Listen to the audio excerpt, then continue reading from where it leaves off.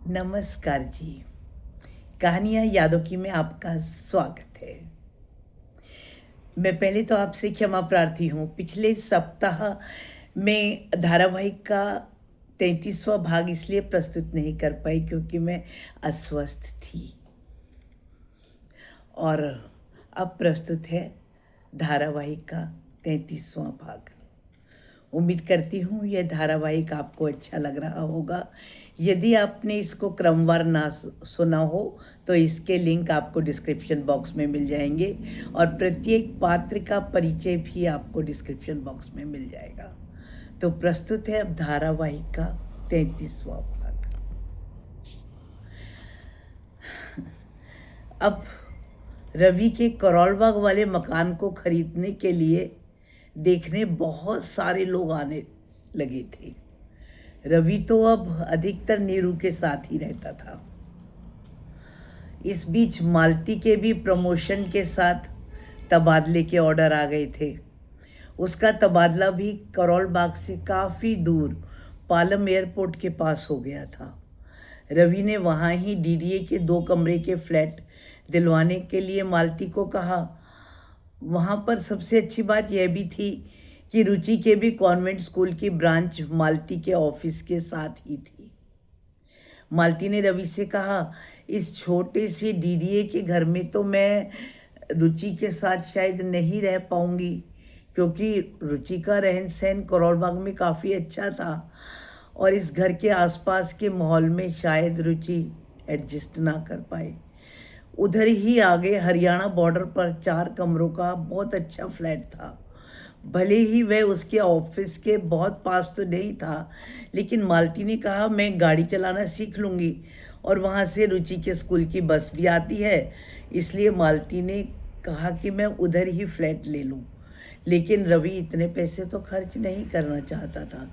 मालती ने अपने दफ्तर से भी कुछ लोन लिया और उसने अपने रखे हुए पैसे मिलाकर वह घर ले लिया। रवि ने उस फ्लैट में भी कुछ ज़रूरत की चीज़ें रखवा दी थी। मालती ने हर संभव कोशिश करी कि रुचि की पढ़ाई पर या रुचि के कोमल मन पर इस तलाक का कोई प्रभाव अधिकाधिक ना पड़े। इस तलाक को तो उसने अपनी नियति मान ही लिया था। घर में जब चाचा को इस बात का पता पड़ा तो उन्हें बहुत दुख हुआ, लेकिन उन्हें महसूस हुआ कि इस तरह से मालती की मुक्ति भी तो हो जाएगी, क्योंकि चाची को भी तो वह घर कभी पसंद ही नहीं था। गुड़िया और बिट्टू ने भी मालती को हर संभव सहायता करने का वचन तो दिया था। मालती ने भी अपने नए ऑफिस में ज्वाइन कर लिया और रवि ने अपनी पुरानी कार मालती को ही दे दी थी। सासू माँ ने भी करोल बाग में ही एक छोटा सा घर खरीद लिया था।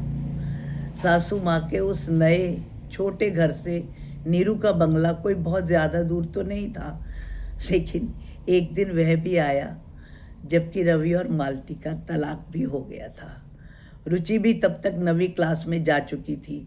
वो सब कुछ समझती थी, पर वह भी यही चाहती थी कि मम्मी ज़्यादा परेशान ना हो, इसलिए वह भी बेफिक्र होने का ही नाटक कर रही थी। बहुत कोशिशों के बाद रुचि का एडमिशन भी पालम वाले स्कूल की ब्रांच में हो गया था। कुछ दिन मालती चाची के घर में भी रही, लेकिन वहाँ भी बिना वजह की सहानुभूति और रुचि के सामने हर वक्त होती उसके ससुराल की बुराइयाँ सुनकर मालती को लगता था कि रुचि पे कुछ गलत असर पड़ेगा। उसे अच्छा नहीं लगता था। अंततः वह स्वयं ही पालम वाले घर में रहने को चली गई थी। उसने कार चलाना सीख लिया था, लेकिन फिर भी बहुत दूर दूर तक तो वो कार में अभी नहीं जा पाती थी।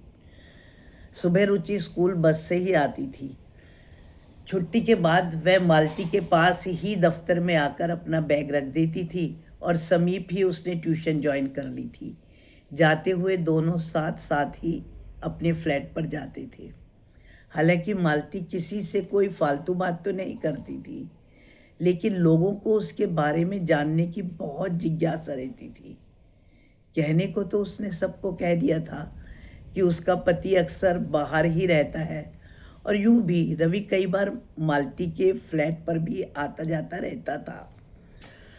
रुचि को तो कई बार वह शॉपिंग भी करवाया करता था। जब कभी रुचि की ट्यूशन नहीं होती थी, अब रुचि अपनी स्कूल बस से ही घर पर अकेली ही चली जाती थी और मालती के आने तक वो अकेली भी रहने लगी थी। लोगों को मालती की पारिवारिक स्थिति जानने का बहुत, वैसे सबको ही शौक होता है किसी के भी बारे में जानने का। ऐसे ही लोगों को मालती की पारिवारिक स्थिति जानने का भी बहुत शौक था और वे येन केन प्रकारेण वो उनके बारे में जानने की कोशिश करते ही रहते थे। मालती को बहुत बुरा लगता जब कई लोग आकर रुचि से दोस्ती करके उनके घर के बारे में जानने की कोशिश करते थे। मालती की दफ्तर में प्रमोशन होने के बाद उसको दफ्तर में भी काम कुछ अधिक ही होने लगा था। इसके विपरीत कई बार जब रुचि की ट्यूशन नहीं होती थी और वह पहले घर चली जाती थी तो मालती को बहुत तनाव भी रहता था। लोगों का इस तरह से रुचि से दोस्ती करना या कि रुचि से घर के बारे में जानकारियां लेना मालती को बिल्कुल पसंद नहीं था। मालती ने मन ही मन इन सब चीज़ों का भी एक समाधान खोज निकाला था। उसने अपने दफ्तर के पास में ही एक सरकारी मकान अलॉट करवा लिया था। अब सरकारी मकान से मालती का दफ्तर और रुचि का स्कूल, ट्यूशन सब पास में ही थे। स्कूल की बस यथावत उसके घर के पास ही आती थी। घर की शिफ्टिंग के लिए रवि ने मालती के पास छोटू को भेज दिया था। जब उन्होंने नए घर में शिफ्ट किया तो मालती उस शनिवार को छुट्टी वाले दिन जब घर में बैठकर अपना सामान लगवा रही थी तो उसने देखा कि छोटू ही नहीं अपितु उसकी सासू माँ भी उससे मिलने के लिए आई थी। आकर उन्होंने रुचि को बहुत बहुत प्यार किया।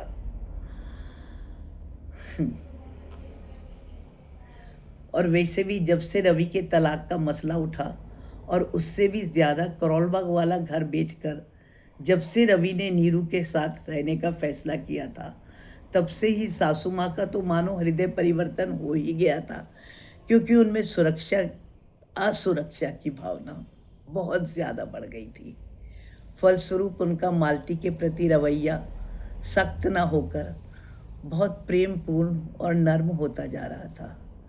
लेकिन मालती समझती थी अब इन बातों से कोई फर्क पड़ने वाला नहीं है। इन सरकारी मकान में खासियत यह थी कि मालती के जानने वाले अक्सर सभी दफ्तर के ही लोग थे। इस तरह से उसके घर में सासू माँ इत्यादि का आना पड़ोस में अच्छा ही प्रभाव डालता था। छोटू और सासू माँ शनिवार को मालती के फ्लैट पर ही रुके थे और सच मानो वह दिन बहुत आनंददायक दिन था। ऐसा एक भी दिन करोलबाग वाले घर में होता तो मालती की यादगारें बहुत अच्छी होती। अभी सरकारी मकान में ज़िंदगी थोड़ी सी सरल हो चली थी। इस तरह से कई बार मालती की सासू माँ मिलने आ जाती थी। वैसे तो कभी रवि भी छुट्टी वाले दिन आ जाता था और रुचि को घुमाने फिराने और कुछ सामान दिलाने ले जाता था। सरकारी मकान में अब मालती ने भी घर में फ़ोन लगवा लिया था। उस फ़ोन से कई बार सासू माँ मालती से बातें किया करती थी और अधिकतर अपने बारे में वह बताती रहती थी। नीरू के साथ जो उन्होंने अपना छोटा सा घर लिया उसमें ही उन्होंने माया को फिर से बुला लिया था और माया अब उनके साथ ही रहती थी। नीरू और रवि के बंगले में तो वे दोनों ही रहते थे, नीरू और रवि, और वो भी अक्सर बाहर ही चले जाया करते थे। लेकिन रवि की माता जी अधिकतर अब अकेली और अलग ही रहा करती थी। वह दिन अविस्मरणीय था जब रुचि 11वीं क्लास की परीक्षा के लिए जोरों से पढ़ाई करने में लग रही थी और रात में पढ़ ही रही थी। तभी रात को रवि की माताजी का फ़ोन आया कि रवि के बेटा पैदा हुआ है। हालांकि सासू माँ ने तो यह बात खुशी के अतिरेक में बताई थी या कि चिंता में कह नहीं सकते, परंतु वह रात मालती और रुचि दोनों पर ही भारी थी। अब तक एक बच्चे के रूप में रुचि का प्यार स्वतः ही भाई के बीच में भी बट जाना था।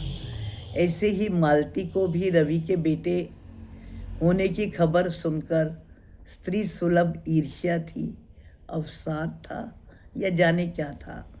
दोनों माँ बेटी उस रात जी भर के रोए। दोनों में से किसी ने भी एक दूसरे को चुप कराने की कोशिश भी नहीं की। इतनी दुखदाई रात तो वह भी नहीं थी जबकि उनका तलाक हुआ था। इस बात की भनक सासू माँ ने उन्हें लगने ही नहीं दी थी, तो अचानक से समाचार सुनाकर वे क्या करना चाहती थी। दूसरे दिन इन हालातों में रुचि ने कैसा पेपर दिया होगा, मालती ये बखूबी समझती थी। पर उस दिन ना तो वे खुद समझ पाई, न रुचि को कुछ समझा पाई। हालांकि उसके बाद में उसकी 12वीं कक्षा के समय रवि के दूसरा बेटा होने की खबर भी सुनी, लेकिन अब तक मालती और रुचि ने अपने आप को संयत कर लिया था। शेष अगले भाग में। धन्यवाद।